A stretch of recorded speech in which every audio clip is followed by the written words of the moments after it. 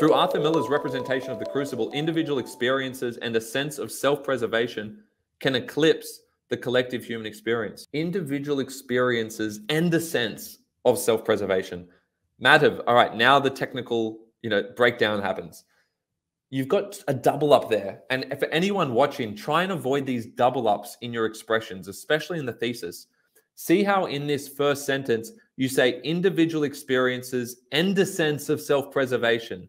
Well, you've just you just said individual experiences, threw it out there, and then went on to say something more specific and better, but you kind of left the individual experiences as this kind of vague thing that's undefined. You didn't define it, so why are you using it? If self-preservation is the relevant individual experience, then you should say the individual experience of self-preservation. Now it's all one thing. That's what we want. We don't want the double ups. Just focus on one key phrase when you're conveying an idea. One idea. Don't list things. See, hopefully you can see how redundant, pointless the individual experiences bit is there. But what you could do is change that to the individual experience of self-preservation is seen to eclipse the collective human experience. Now, that's true to an extent, depending on how you look at things, right? I don't know if it eclipses it.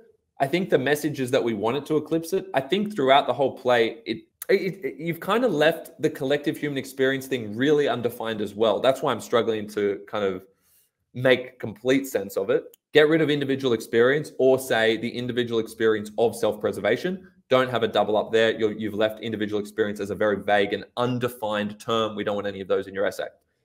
The second thing is you've been vague on the collective human experience. You haven't actually said how it can eclipse that experience. So I'm thinking, what do you mean by that?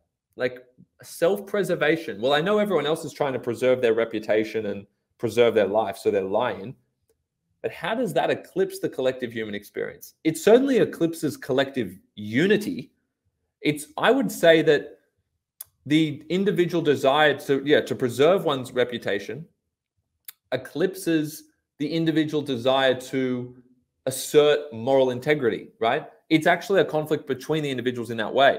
I would say if you're talking about the collective, I would be talking about how there's a pressure to conform to the collective, which actually leads to the disintegration, the degradation of individual morality. Okay, so hopefully that gives you another take on that concept there. I think you've just been a little bit vague on the collective human experience. And so while it kind of sounds nice with the eclipse thing, after I read it, a couple of times just then, you saw me do it, I couldn't really make sense of it. I couldn't really connect. I want a clearer point.